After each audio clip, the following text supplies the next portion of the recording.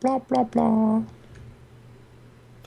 It's another nerdy night as my round table joins me, sitting on board the Normandy, about to take the final fight to the Reapers. I'll be your commander tonight, Ben, the ridiculous Riddick. Joining me is my pilot, as always, Sam Chen.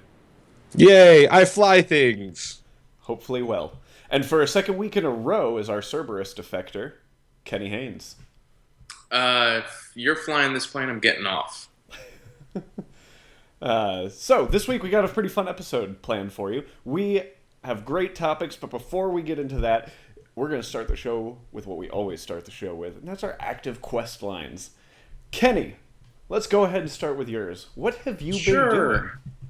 I am trying to reach enough light so I can actually start raiding on Taken King. Woo! Where are you at right now? I'm around 260. 260. I've got about 20 more to go. 20 more to go. That shouldn't be too hard though. Um, we'll get you there. What are you doing after the show? We can do this all after the I show. can't. I can't. No, actually, you know what, Ben? We can't because we are rating. Oh, that's right. That's right. We are rating because we're all light level already. Aww. Oh, I don't two care. characters at light level for Do the raid. whatever you want. Sam, how about you? Ha. So I have been waffling things. Lots of Waffling. things. Every we day started- you're waffling. Actually, you know what? Um, Not every day, just on Wednesdays. So we had this like really boring weekly meeting in our office, and like people would show up, it would never happen. And so one of the guys, like that I was talking with, he was like, "Oh, maybe we should do something to get people excited." So we decided we were gonna like buy waffle irons and just waffle things on Wednesday. So what kind So of things far- are you waffling? So far, every week there is regular waffles. We've done two versions of hash brown waffles, one from shredded potatoes and one from tater tots, which is fun because you like stack all the tater tots and you're like smushing it down slowly until like it melts enough of them to do it. We've done Cheddar Bay biscuits, a la the Red Lobster like box that they sell in stores. Oh my god. We've done cinnamon rolls. We've done donuts. Oh my god, waffle donuts? Yeah. Dude, Waffle donuts how are good. delicious is that? I have to know. Waffle donuts are really good. Oh. It's so bad, but so good. We waffled like a traditional Krispy Kreme. We did not waffle like a jelly donut. So that could be really interesting to see how that would turn out. Down the road, we've got like you can do like cookie dough. We haven't done that yet. We've done funfetti cake waffles. So like now in our office, instead of getting a cake for someone for their birthday, we do funfetti cake waffles, and they get to pick the like topping they want on it. So we'll go and buy like a can of like frosted topping or whipped topping, and they do that. So yeah, it's been a lot of fun waffling things. We've got pumpkin spice waffles coming in the Pumpkin future. spice. Coconut waffles were a big hit. So this week, I think we're doing like guava flavored waffles. So that could be interesting. Down the road, there will be bacon. There already are bacon waffles, Right. but we're just gonna waffle bacon direct in the future. Nice. So lots of different things. If you've got a favorite waffle recipe, let me know. So Kenny, I have Or- to ask you a question. Yeah. Sure. If you could waffle anything, what would you waffle?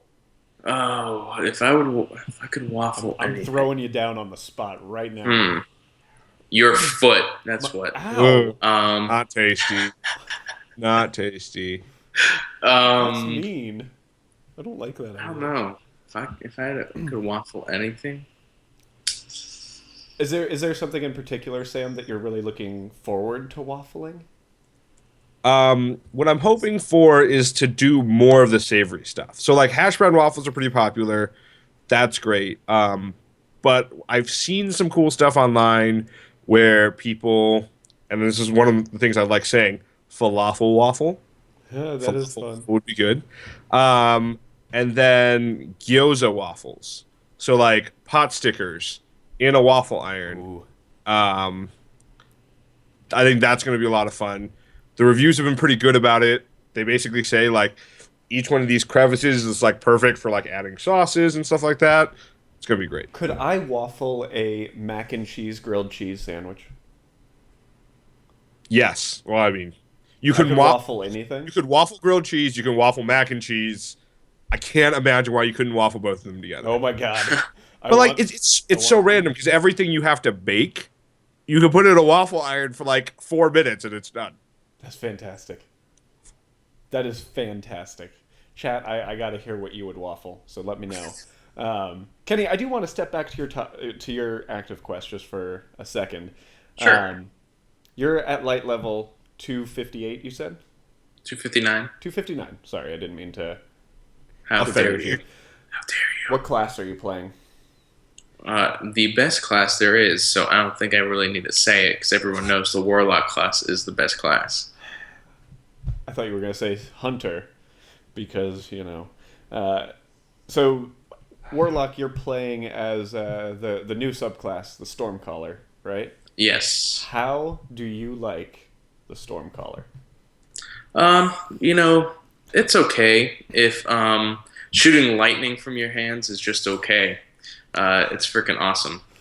That's good. I'm glad you're enjoying it. You're gonna need to check back on Destiny because there should be something at your postmaster. Hey, whose dogs are that? Whose I dogs think they're are yours, that? Ben, because Whose my dogs? dogs. No, they're my dogs. It's my 4 non-existent dogs. Yep. They're all barking. Non-existent dogs. Maybe I'm getting a package delivery. That's usually what sets them off. There you go. Woohoo! Presents. Sorry, I just wanted to. I wanted everyone to know what you were doing with your Warlock, and then Or not doing, aka the raid. This week, he'll raid. He'll raid. He'll be yeah, raid, I'll raid a lot. I'll raid more than you, Sam. Probably. So much more. I have a job. No, I'm just kidding. Sorry. Okay, that's it. Shots done. fired. Let's Done. move on. We're done. All right, you want to hear what I've been doing? I've been Nope. working on all Extra Life stuff. This last week, I was finally able to catch up with Lexi, who was on the show a few weeks ago.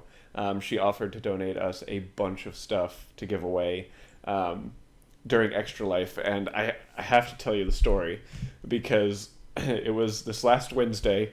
She texted me and she's like, "Okay, this is my address. You can come pick it up whenever." And I drive out there, and I get there, and of course she's just as nice as she was on the show in person. And I walk in, and there's just like this whole section of wall that's just stuff that she gives away. I'm like, "Oh crap!" And she's like, "Okay, so what do you want from this?" I'm like, "What?" She's like, "Well, yeah, this is like the giveaway stuff. I mean, obviously, we're gonna give you some of the Hunter Pence gnomes, which Wait, what are those? what? What are Hunter Pence? Well, I mean, like, It what is are the gnomes? It is a gnome. It's Hunter Pence as a gnome. What I'll do in a little bit. Preview. There's styrofoam in here, so I'll have to turn the mic off to open it. So I'll get to that in a little bit. But Preview tweet later. Hunter Pence is the one who actually gave these to us. So we have to give a huge shout out to him for letting us take a bunch of his gnomes and his games, because that's whose games we stole. Please make that sound more dirty, Ben. Yeah. So I have 5 Hunter Pence gnomes that we're going to be giving away during Extra Life. He actually got 6 of them. We're only giving away Yeah, 5. exactly. So stay tuned to my Twitter at @BeRidiculous, and I'll tell you how you can win one of these guys. They're really cool, and like I said, I'll preview it in just a little bit when I can And have...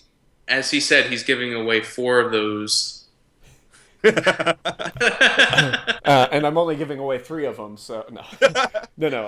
I am giving away all 5 to people who donate to the charity, because I want the charity to do well, and I want people who donate to be able to get some cool stuff. And thanks again for all of that. And then on top of that, You know, everyone you give out like in person should come with a pineapple. Yeah, I would agree with that. If you come with a pineapple to Extra Life, I will give you an extra raffle ticket for one Boom. of the 100 pence gnomes. Just don't give me the pineapple because I'm highly allergic. Oh, I'll take the pineapple, Okay. but And not give it then to me. I also was given 5 copies of MLB 15, the show. So I'm going to be giving away 5 copies of this. We'll probably start 4 giving. wrapped copies. 1 copy, which will be like me and Ben playing during Extra Life. Since neither of us have played the game, it should be very interesting. No, so I'll be giving away these as soon as we reach a certain milestone in the donations. Probably as soon as we reach $500 as a team, I'll start giving away some of the MLB the shows. All right, and then we also got some Mortal Kombat T-shirts that were given to me, and a couple of other stuff. But then the other thing that I got is a completely brand new, unopened collector's edition of the Order 1886 that I will Which he's also... not giving away. He's just letting you know everyone that he got it. No, I'm absolutely giving it away. I was kind of tempted to just open it to take a look, but I left it sealed so that whoever gets it can enjoy everything that comes with it. It's actually pretty cool. It comes with a statue. It comes with a steel bookcase, and stickers and books And a 5-hour movie you can watch just at home on your PS4. It comes with the soundtrack. It comes with the DLC and all sorts of cool stuff. So these are all things that I'll be giving away. And again, if you're watching the show right now, definitely tweet at Hunter Pence and at Let's Get Lexi and tell them thank you so much for giving NK Radio stuff to give away during Extra Life. And of course, make sure that you donate to Extra Life. Every $5 you donate, I will give you 1 raffle ticket. And during the actual show and when we hit certain donation milestones, I'll start pulling raffle tickets for certain items. And you have a chance to win all of this cool stuff that I've been talking about. On top of the grand prize, this signed PSX, signed by everyone at Kinda Funny, Nick Scarpino, Greg Miller, Colin Moriarty, Tim Geddes, and then a couple of people at IGN. I've got Marty Sleeva's signature, Andrew Goldfarb's, and Alfredo Diaz's. So definitely, go donate. Again, you can do that by visiting www.nkrn.org/extralife. So that's kind of everything that I've been doing this week, is figuring out how to make the live event work, how to make the actual streaming event work, and all of that. It's been a lot of fun to plan it, and I'm really looking forward to seeing some of you guys here for Extra Life. So. Someone's going to win that PSX and be like, can I have a gnome?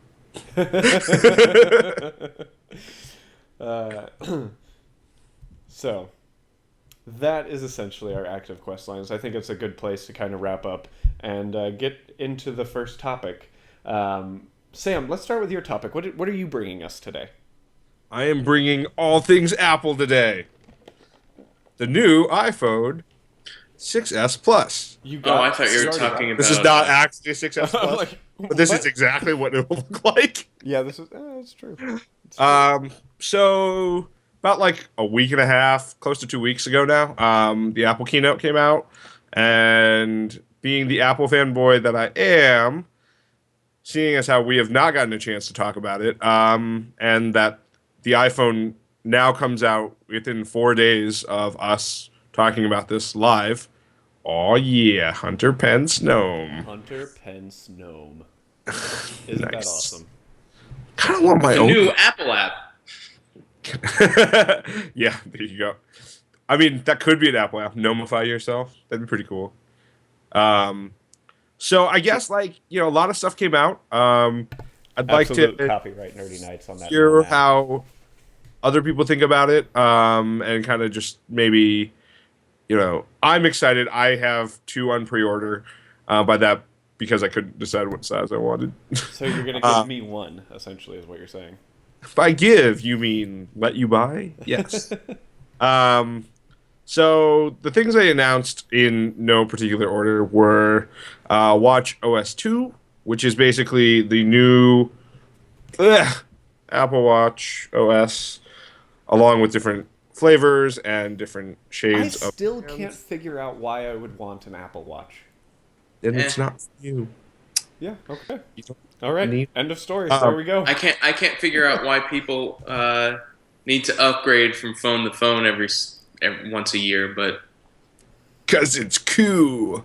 No, it's actually interesting because so I've been like shopping around since I got this plan because one of the big things Apple announced was the new like Apple upgrade plan, which is Yeah, that was basically really cool. yeah. So basically, what they're doing is no interest financing on a phone plus Apple Care for 24 months. At the end of 12 months, you can upgrade and it just resets your clock. You're back on another 24-month cycle. So for like the average person, like when you really think about what you're doing, they're basically saying buy one from us. We'll give you no interest financing. And at the end of 12 months, we'll guarantee to buy it back for a specific price is pretty much what they're saying. Which, I did the math based on what like Gazelle.com is offering right now. And if you're getting the bigger size, you actually net ahead about like $50 to $60. But basically it's their way of saying fuck you to like all of the carriers. And saying, hey, you don't need to buy your phone from T-Mobile and get locked in a contract, even though T-Mobile doesn't have contracts, or AT&T or anything like that. And so, but the cool part is like now there's competition. So T-Mobile tried to get a lower plan. So I went over to T-Mobile and I was like, hey, how's all of this gonna work? Are you guys gonna like come up with something or Wait, you use T-Mobile? no, I'm an AT&T customer. Oh, I was about to say I didn't know people still use T-Mobile. We've got like no coverage on the West Coast. Yeah, On the honestly, West like Coast. my entire mindset is like if I switch to T-Mobile, I'll just suck up like bad coverage where I live for better coverage elsewhere Yeah, and exactly. abroad and abroad. Um, The abroad thing is what's really cool about T-Mobile. But continue. so T-Mobile's like, hey, like we have two different plans. If you want phones from us, you can buy this phone and it's going to cost you this much, or you can do our Jump Ahead program. I don't really know if it's Jump Ahead, but basically they have a program to let you upgrade your phone 3 times every year. 3 times. You just be like, hey, I'm sick of this phone. Take it back. Give me another phone. Do people do that? Apparently, there's enough demand that they created an entire plan for it. So I could buy 3 phones a year without having to sign up for a new contract, essentially. You don't buy them. So basically, what happens So is it's like you, a leasing kind of thing. yeah, you get this phone and you're like, all right, the new Samsung 6 Edge came out. I want to use that. So you're like, you hand them back this phone, they give you the 6 Edge. And like, yeah, there's a price differential based on the cost of the phone. Oh, yeah. But to Kenny's point, yeah, apparently people don't just upgrade once every year. They feel the need to upgrade three Three times a year, which is just beyond. Like, I upgrade once a year, and I think it's a lot. They're upgrading. So that plan for upgrading the phone every year, you're signing up for that. Yeah, I mean, basically, because of the reasons I've said. Like it's basically saying at the end of a year, I don't need to like go out and Craigslist my phone. Like the great part is, let's say the phone is worth that much the next year, I could go Craigslist it, use it to pay off the balance of the old phone, and just sign up for a new plan. Like it's just an interest-free loan. There's nothing else about it. So I think it's like really good for people who want the option to upgrade, but they don't have to take the option if they don't want to, and they'll never be locked into a carrier. And your phone is unlocked wherever you go, which anyone who's traveled internationally knows, like, it's just really handy. Yeah, Like, absolutely. if you're on T-Mobile, it's even better because you got data and stuff for free. Right. But, just having a phone with you abroad is kind of nice, especially if you get lost. Well, it Um, looks like a bunch of people in chat, Sam, are not like you. They're like me. They only upgrade once every 2 years because that's what TJG and So- Agent Hardwire do. This is actually a really interesting thing because Lifehacker put up a post where they talked about like the differential cost between upgrading every year, every 2 years, every 3 years. Okay. And basically, and of course, this assumes that you sell your phone for prevailing market rates at the end of a year if you're upgrading every year or every 2 years. Oh. The differential between every year and every 2 years, if you do that, is like $30. Oh, really? We're basically paying $30 over the course of 2 years to stay completely current with your phone. Is that a lot? No. Like, is the hassle worth it? I mean, like, your mileage will vary on that depending on your options. But, there is this inconvenience component. So the best part is, like, Apple's making it convenient for people who would normally find it inconvenient. The other thing that's kind of cool about this, and this is like the business geek side of me talking, is essentially what they've done is they've like artificially lowered the gray market price for iPhones. So after 1 year, because people can just upgrade on their own and they don't need to sell and do all this stuff, Yeah. like the theoretical price of second party iPhones should drop because more people just buy it from Apple. Right. Which is actually like amazing because I mean, I don't know of one company who has like a very active secondary market for their products that isn't like, man, I'd like to get some of that second party action. Like anywhere from like show tickets to like sports tickets to like magic cards, like Well, anything collectible. That's how it works. you know why they're doing it though, right? They're doing it because other people are starting to make phones that can compete with Apple. So they're trying to find a new edge No, on what's the why happening is people can Apple buy a can't phone. innovate anymore. They're just catching up with what Oh. the Well, I other mean, phones are doing. They So- Granted, they- they do it better than the other phones typically do it, but they are in a constant game of catch up.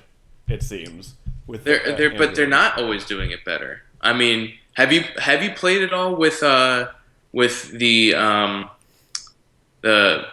Note? Is it the new Note that's out? The Samsung. Yeah, I've actually played with the Galaxy Note. Is that the one you're talking about? I believe so. The one that Five. just came out. The, Five. yeah, Yeah. the 5. I Is really like that absolutely one. incredible. Yeah.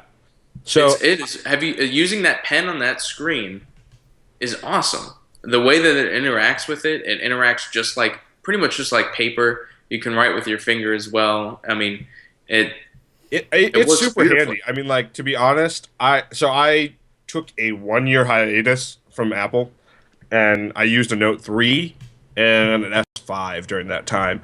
And the Note 3 was really cool because I could be like, I'd meet Ben somewhat like out and about, and I'm like, hey, what's your number? Like, I don't have to open an app and put his number in. I can literally pull out the stylus, open a note, write the number, and then like later the number will just get interpreted. My handwriting will get interpreted and create a contact. Like, it's nifty. How often I used it? I think. I mean, I if I had that, I mean, I have a iPhone 6, which I love. It's fine. So, But I mean, I also don't feel the need to go to so a I'm curious. Plus right now. I'm curious from the chat because someone's mentioning how he doesn't have the patience to change every year because he customizes too heavily, and changing every year would drive him up a wall. My question is, are you on Android? Because on Apple, it's not difficult. You just download and everything's back. But no, That's why I would argue I wouldn't want to upgrade every year. I mean, even if you're only paying $30 more, that's $30 to save, and nothing's really changing. Well, so I find the S upgrades to be silly. Like I have, I love the 6, but I don't see enough of a difference between the 6 and the 6S to say, other than Force Touch, to say I can't 3D wait touch. a year for this. 3D touch. No, So I'll tell you why I'm upgrading, and not just because I'm like a total fanboy nut who needs to upgrade every year. because you're definitely not one of those, right? Not one of those. I definitely have not owned every single new iPhone within 24 hours of launch, except for the 5S. That's not me. So one of the big points that they introduced with the 6S is they're putting a new camera on it. So this is the first step in megapixels Yeah. that Apple's And made. that camera is Yeah. amazing. Like, And you know, I can't believe that that's on a phone. That Yeah. that the sensor on the phone is better than the sensor on my first DSLR. yeah. I mean, like, and so Ben and I are like camera people, right? And the thing is, Apple's thing was, I'm not going to introduce a higher megapixel camera unless I'm not going to lower quality. Because the 8 megapixel camera on the iPhone is still better than like the 13 megapixel camera on your It's S. because megapixels don't necessarily matter. No, and that's exactly the point. Yeah. And like everyone was like, "Oh, 8 megapixels, that's stupid," and you're like, "No, that has almost nothing to do with it. Like, there's still Try taking a picture in a low lit room with your 13 megapixel camera. exactly. The So noise on that is going to be insane. yeah. So now we're at a 12 megapixel camera, which has cool performance. There's some stuff that limits chromatic aberration, which most people don't understand. So whatever. The thing is, the iPhone figures out how to make it look like a real picture. Yep. Yep. And 4K video. Yeah. So the issue I see with 4K video is storage, though. Oh yeah. I Oh, mean, yeah. you're gonna shoot a 5-minute video, and then all of a sudden it's gonna be like, oh, I have no more space. So the thing I really like is these like live photos, which I don't know like how well they're That going to seems work. really cool. Like record Yeah, I your mean- own GIF. Yeah, so basically what's happening is, and I want to see the file size for this, is every time you take a picture on your iPhone, if you have the live photo feature turned on, you're going to record like I believe a they couple said it was seconds. double, Sam, on the file size. Is that it's double Interesting. the picture one? So it's a couple seconds before, a couple seconds after it's going to record, which allows you to both play it back, but they also said you're going to get full res single frame shots Yeah. of each picture. So it's not they're going to record video. They're going to give you 2 seconds of full quality full picture quality for your image, whatever, right? See, And but the the iPhone technology. 7 will do that too, and it'll probably do it better. Yeah. And apparently, like, the way they're going to do it with the compression, which is why the 2x is so cool, because when you think about it, like, let's say it's 30 FPS for 2 seconds, that's 60 pictures. Like, Yeah. what they're doing is they're only going to measure the changes between the Right. the pixel stuff, assuming that things don't change very much. So according to Daily Mail, the picture size is double with the live photos. Awesome. It's going to So- be sick. Yeah. Um, We're running short on time on this topic, Sam, and there's Okay. still a bunch of stuff in this, and I really want to talk about the iPad Pro. the iPad Pro. So to the point that Ben made earlier about like innovation, that would probably be my prime candidate for like following, being a fast okay. or slow follower. I So thought they you were going to say announced the that was iPad going to Pro. be their It's going to be a innovation. 12.9 inch like amazing display and multiple like 4 speakers all around it. They also introduced a new keyboard and That comes in what? What does the keyboard come in? One of the covers. the covers. I lost your audio for a second, Sam. Oh, why did I lose it? I have a it's back. Surface. You guys can hear me? No? Yeah, I Yep. can hear you now. Okay. I have a Surface, so I am actually considering getting an iPad Pro by selling one of my old iPads. Why? The Surface actually runs a real operating system. Not that So- iOS isn't a real operating system, but like a computer yeah, it's a mobile Yeah. system. No. I agree with you, and that is the only reason I want it, because I don't know how much you've done like photo workflow in Lightroom, but Lightroom about 1.5 to 2 years ago introduced the ability to sync to mobile, and they created an iOS app to let you basically do very high level functionality in So when pictures. I used the Lightroom app years ago, it was garbage. It ran really slow. It was clunky, Yep. and I hated every second of using it. Yep. So is it better now? Are you saying on iPad, or are you saying On iPad. I used it on an iPad. I had So- it on the iPad too. Here's what I learned from my experience, because I had an iPad 3 Retina, the original Retina display before they went to Lightning ports, and I I'm had been not an doing it on Apple that. hater, by the way. I just want everyone to know.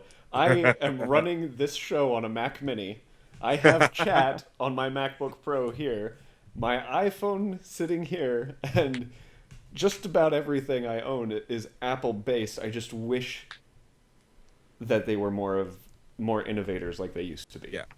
Yep. So basically, I upgraded last year to an iPad Air 2, and Lightroom became amazing to use. It is fast, it is snappy. I can only imagine it getting better on iPad Pro. And my big thing there is if I can get 10 hours, let's say even if I get 6 hours of editing on an iPad Pro, like I won't get that on a Surface. I can't. It just won't happen. And I'll have to plug in an external hard drive to the Surface or create the smart previews and do all this other stuff. So for me, the workflow's not worth it. But like I'm a very niche consumer. And even like the Surface Pen. The Surface Pen isn't a Wacom tablet. The iPad Pencil is closer. And if you've seen some of the ridiculous things people do on iPads drawing, I can only imagine it getting better on a Pro. My sister is one of those people. She was on the Yeah. show when we did the cosplay episode.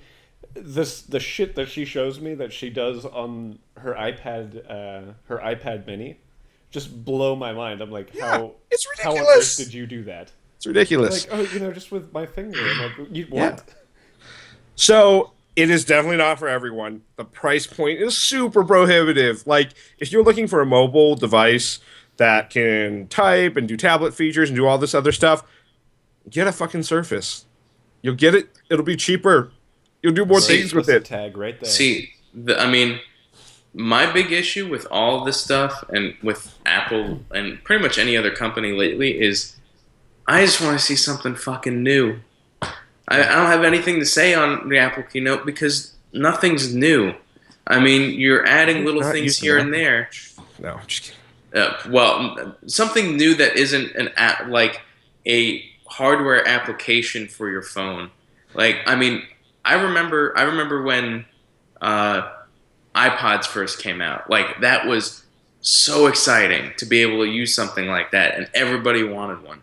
I remember when the iPhone came out, and you can say that built off of it, but it didn't. It completely changed the landscape of cellular devices. You can even say that about the original MacBooks, and when they finally got their computer, the OS down, it absolutely incredible. But I feel like ever since the late, I mean, talking about around 2006 to 8, they've just been riding this wave of, oh well, what can we kind of add to support these things? I'm waiting for a new front runner, a new player. I don't want to see new support devices. I want to see something new and innovative.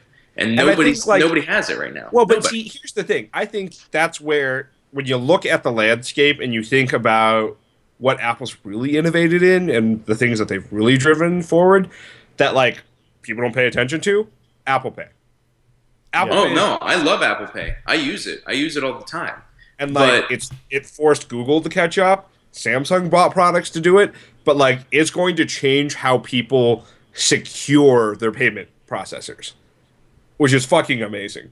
Considering yeah, that's getting absolutely incredible. But that is again just it's not such a innovative small. enough to change it's- all the world's baking. I mean, It's so here's the it's thing. not I'm a new gonna wrap this device. up It's not a new- because we're going a little over on time. The Apple keynote was fun. There was some really cool tech that was announced. I mean, just the tech going into the 6S that allows for the Force Touch or the 3D touching, and the tech going into the camera, and the tech that goes into the iPad Pro itself. It's all very cool, and I'm glad to see that they are listening to the consumers. As far as, I mean, people have been asking for an iPad Pro for Yep. a while. I'm glad that they're making it. So it's going to be awesome to see what comes after. I mean, everyone knows that the first iteration of anything that Apple makes, the buyers of those are unofficial beta testers. So I'm going to wait for the iPad Pro 2 before I really make any huge decisions. But I do want to move on to our next topic because I have a Just real feeling. quick, Ben, to address one thing in the chat. Someone talked about what my opinion on or what our opinion on the iPad Mini 4 is. No. If the iPad Mini 4 had come out last year, I would have bought it. And it's just because the iPad Mini 4 is now the iPad 2 Air spec in a mini form, which is amazing. So if you don't have one and you want the power, get it. All right. That is all. On that note, we're talking about a lot of technology already. I think it's only fitting that we take a step into the next world. With I'm Kenny's looking for topic. more wearables to put on at the same time. Kenny, Yes. what is your topic for this evening?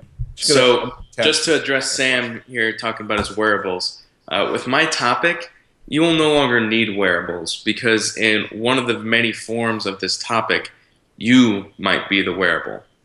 But so, I want to talk about the technological singularity. So, I know when I first brought this up to Ben, he had no idea what I was talking about. I had to explain it. I asked Kenny for a topic, and he was like, I want to talk about technological singularity. Like, okay. We're going Would deep. would you explain what that means for me? See, So I that know I the can word actually what write the technological means, and I don't know what I know the Singularity words. black hole? Like, I know what these things mean separately, but I don't know what you're talking about. So explain to So, our listeners what it means. okay. So, many smart scientists and computer scientists are kind of working on this new idea that we're all I'm working really glad that towards. the dumb scientists are not working on this. Oh by the well, way. no. Why would they? They're too dumb to see it as our future. unlike And kind of being led by Ray Kurzweil. You can look up. He's actually the head of engineering at Google, I think, right now. On this theory of the technological singularity, which is pretty much one day. I'm going to give one definition of it. There could be many different things from it, which I'm going to ask you guys what you think is going to happen. But one day, technology is going to come to a point of ultimate omnipotence, pretty much. One day, someone's going to invent a computer that has human intelligence. Once it has human intelligence, it is going to be able to start repairing itself. And at what point, once technology can repair itself, does it no longer need humans to create other technologies? And once those technologies can create other technologies, what stops them from harvesting energy, finding technologies to harvest energy? Stagmatrix. I mean, yeah, but I mean, if you think about it, with Moore's law, everything gets about 40% faster. As it every year, pretty much. This is going to happen one day, just by looking at Moore's law. So my first question to you guys, with this happening, everything coming to a head, that robots, artificial life, once it happens, whether they're going to need us, they're going to need humans. Are we all going to merge with a machine? Are they going to kill us off? I mean, it's very Matrix-like, very futuristic. But what do you guys think? So when I looked into this topic, I was thinking of quite a few things. I mean, I think one of the ways for us to get to this point is going to be fully realizing the human brain, and its full capabilities, not just what very, very little we know about the brain now. I think that is going to be the key to what brings this about. I think at some point in time we're going to learn about this switch in our brain where it can all of a sudden just learn everything, and they're going to somehow tie that to technology.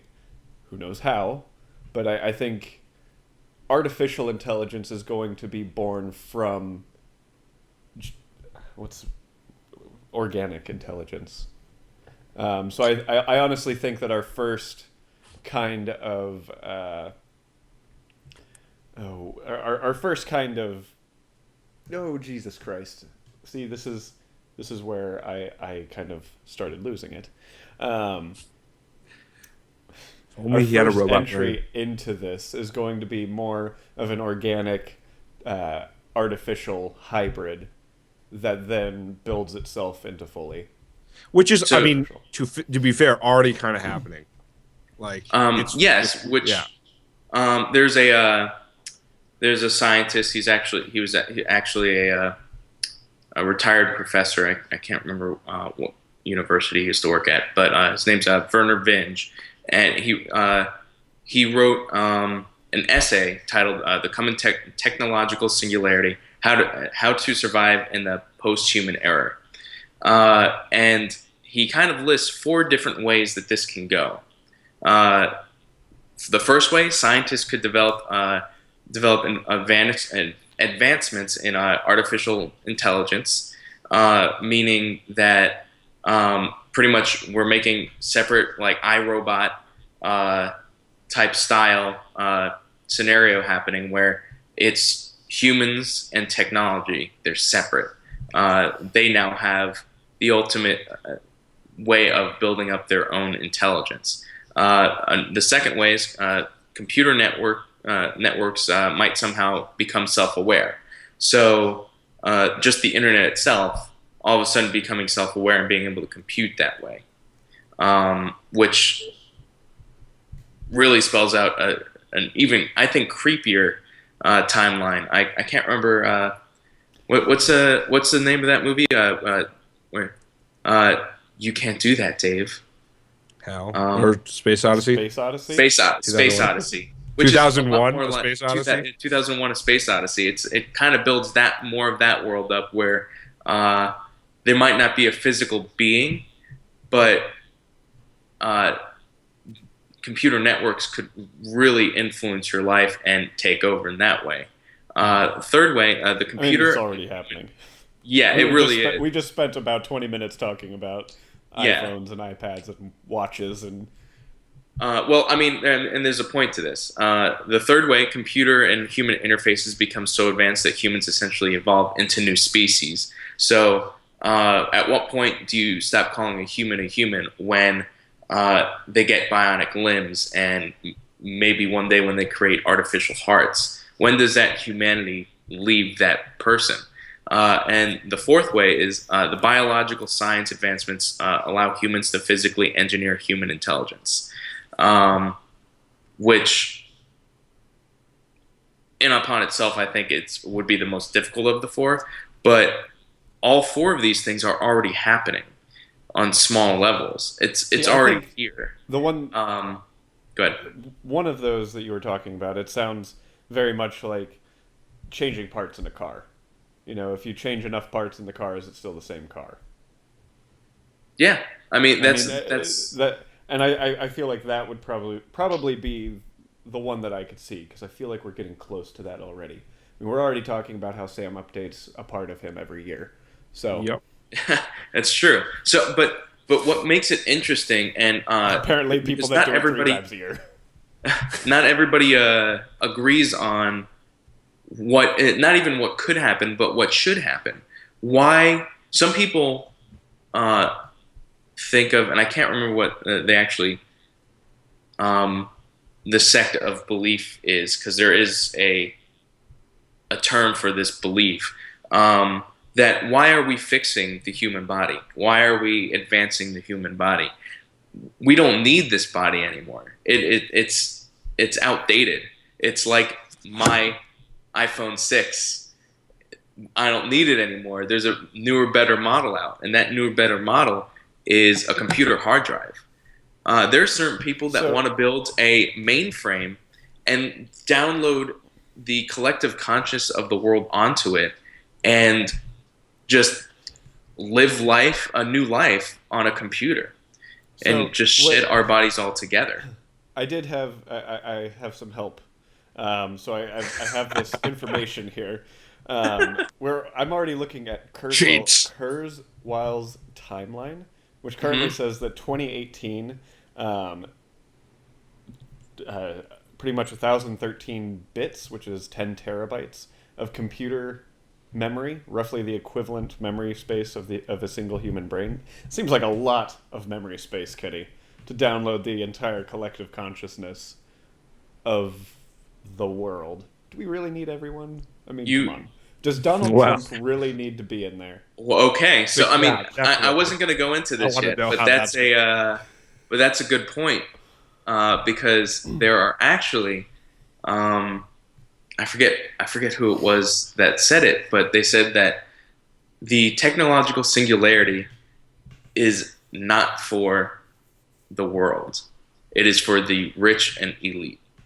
Yeah. When you Which is look at already all what these, In people in chat. chat are saying. yeah, I'm not watching the chat. I can't see that.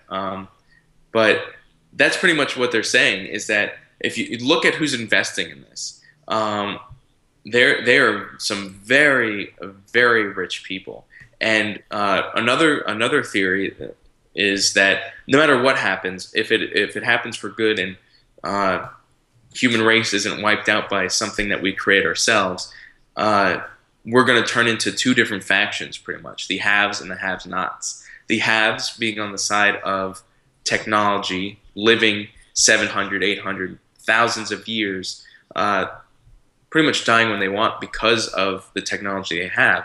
And the people that just decide to live a uh, prehistoric way of living, I kind of living a disagree more with that. natural. And I'm just gonna put my like dystopian future idea out there. Is that like in one sense, look, I could see it just being, look, those the have-nots won't exist because we'll have killed them, or they like would just will not have progressed in life. Like You say we'll have killed them. What? Who? the Why do you think you're part of the bionic have? super wealthy. The, wait, why is what? Why do you? What makes you think you're part of the haves? How do you think we're going to get to that point? Oh no, that's fair, and I don't necessarily like. I don't. Let me put it another way. I don't think This I'm show is necessarily going to part make of us famous enough to be the haves, Kenny. Don't worry. no. I just think whoever, whichever side you're on, like the main problem when you look at like dystopian futures is that like the have-nots always have like some menial task to do. Like part of the concept of this technological singularity is that like you won't need that. Like what will we need? Like unless it's like the Matrix where we need to grow people for energy. But like I don't even think that's the most going to be the most efficient way, right? Like maybe we figure out how this entire like nuclear reactor works and it doesn't explode ever. So that's where I think. Like I think that's like this missing point is that when we look at technology now, what's the real problem? It's replacing low skilled labor, right? And it's forcing people to use their brains. What is the singularity talking about? Like replacing people's brains essentially with artificial intelligence. So you're going to be able to replace all the low skilled work from a mechanical perspective. You're going to replace high skilled work from an intelligence perspective. What's left? So that's kind of where I don't think there's going to be a have not in a dystopian I can singularity tell you future. what's left, Sam. I can. Okay. Space. The No. final The final frontier. frontier. These are the So, voyages of the Starship Enterprise. I'll give you my dystopian future and then like my non-dystopian future version of this. Um, the dystopian future is that like perhaps this exact conversation and mindset is happening across the universe, right? Hmm. So any planet that has like sentient life or whatever eventually will like race to get to this technological singularity point. And at that point, they'll just seek to conquer the world. Like everything, right? They'll be the Borg. It'll be the Borg. And the question will just be at what point can like one singularity beat another? Um, so I don't know. I mean, like, and maybe that's right, maybe that's wrong. On the other side, I think the thing that maybe, and I'm not saying that this doesn't exist to an extent now, but like entertainment. Perhaps entertainment will be the saving grace for everything because that I do not see us developing an answer for anytime soon. Well, so now that you've given what you've thought, I have a question for both of you, and just not even really a question, but what if we're living in one right now? Could be interesting. Yeah. What if What if we're in the Matrix? what if we are in the Matrix? I Well, mean, what if we have already been what if we've already been there? What if we are intelligent beings that are already in a supercomputer creating new intelligent beings trying to put ourselves once again into a supercomputer? Because if you look at the world, you look Technological at singularityception. that's right. But I mean, and whether or not we'd actually be able to get there because we're already in a computer. But everything around us is math. The way that the ocean works, the way that waves crash into each other, all it is math, and math you can create with a computer. So we could be living in one right now, and we wouldn't know. I kind of But want to go ahead. I was going to say, and even if we aren't, by some people's predictions, we won't have too long to wait because people are predicting between 2030 and 2045 the actual technological singularity will happen. Yeah, Um, that is everything that I read as well. Kenny, I just want you to know something. Can I just say that you are such a handsome redhead, and There's a lot of that, things going on in the chat, Kenny. that you are so cute with blue eyes. I just want you to know that I'm looking at his face and I from can't the tell he has bottom blue of my eyes. soul. okay. Kenny has a plant. He planted some. Sweet baby Kenny. We are already running into our hour, though. This is a really great topic, and I feel like this is one that we should revisit in the future, Kenny. With maybe with Mike on the show, who's our producer, who might be able to actually have a great conversation with you about this. So I want to set Sounds that good. So stay tuned in the next few months for an extended version of this topic. But for now, I want to get into our final topic of the night, which is let's say we've reached the technological singularity, and you can choose a video game world to live in where you are the star. Which video game world would you guys choose? That is the thing that I want to know. And this is one that I always have to think really hard about because my answer always goes very quickly to one game in particular.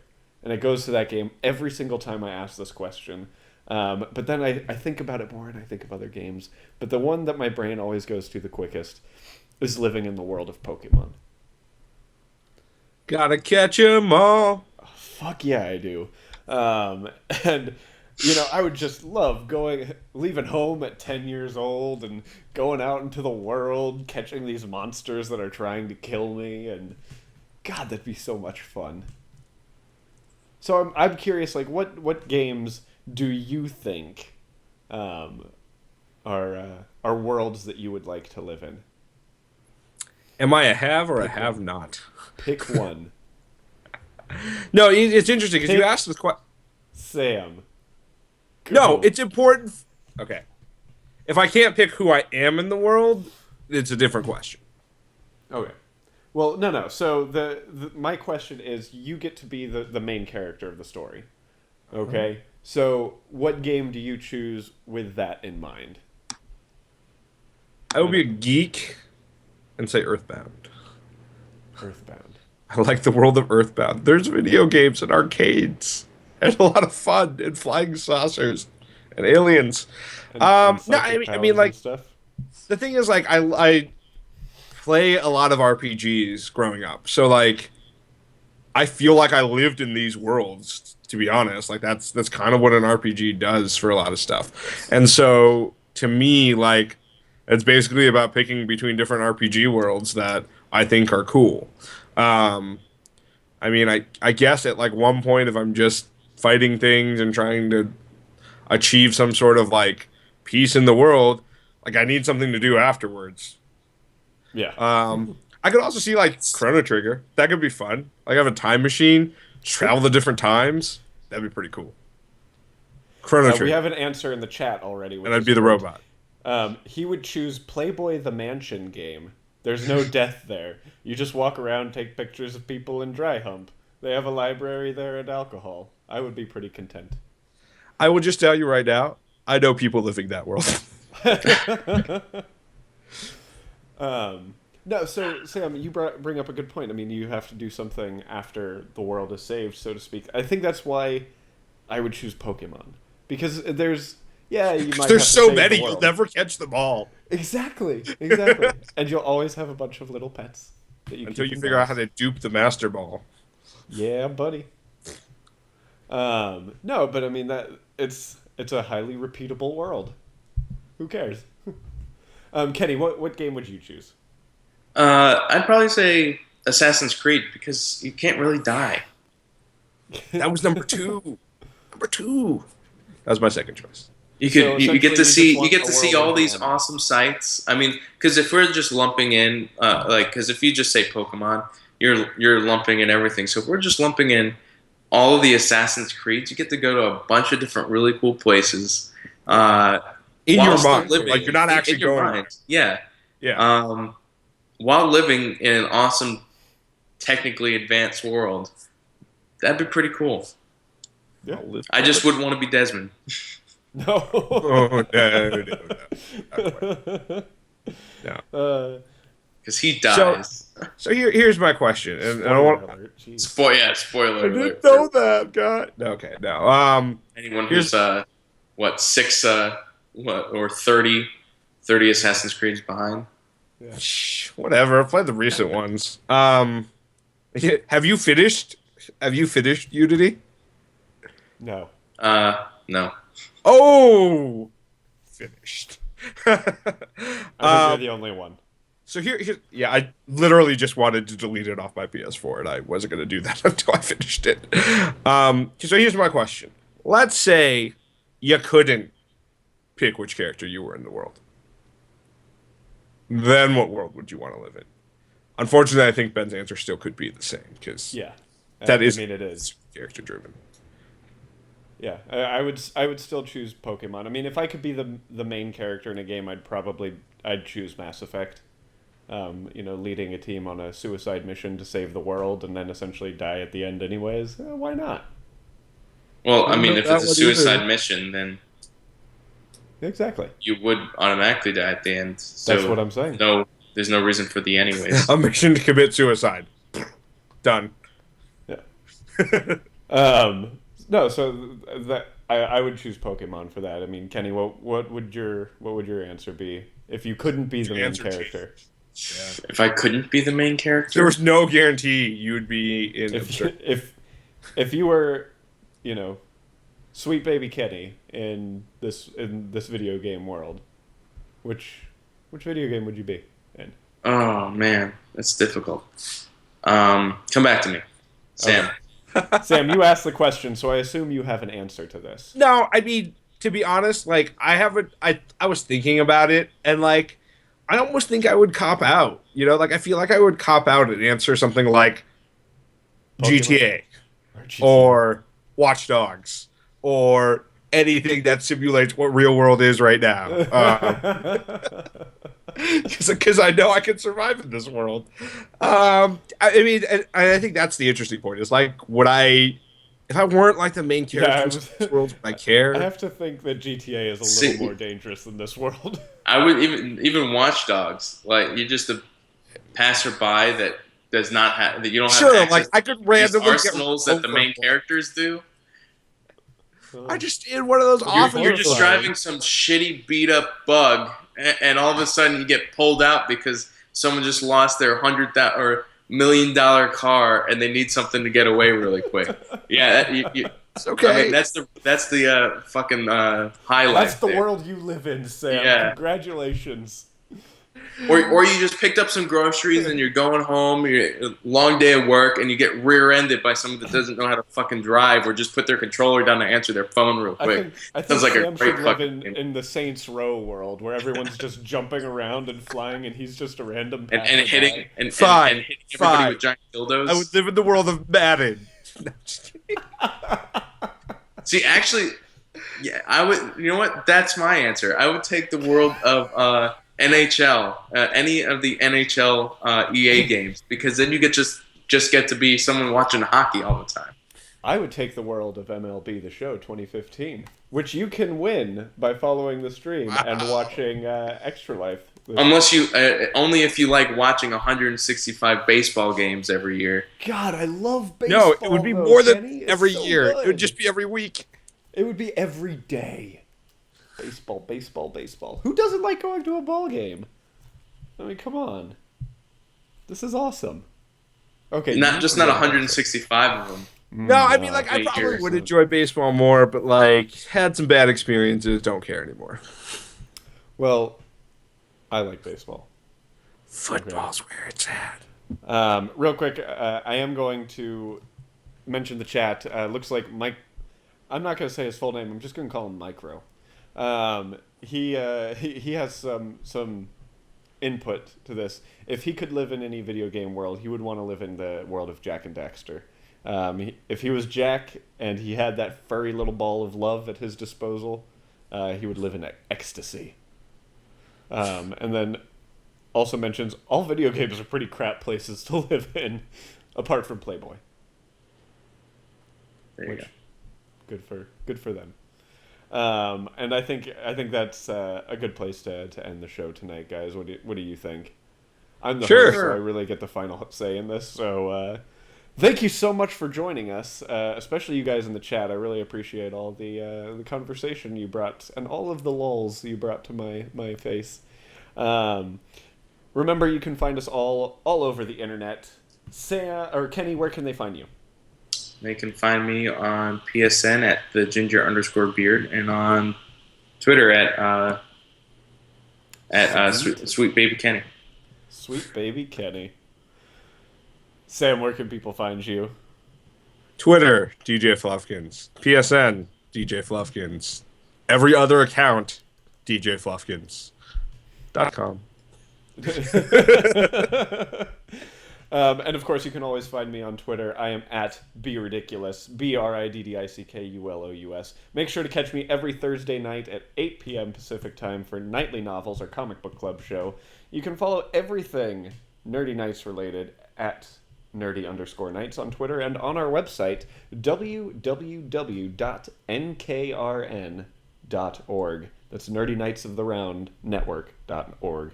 Remember, Nerdy Nights Radio is live on Twitch every Monday evening at 7:30 Pacific time, and you can be a part of the show by participating in the chat. You can then find the show in split videos on YouTube at NKR Productions, and of course you can find the whole show on iTunes. Thanks again, everyone. It has been an excellent night, and I officially dubbed thee a Nerdy Knight of the Round. Go out and defend the realm of the Nerdy Knights, and until next week, remember, it's dangerous to go alone.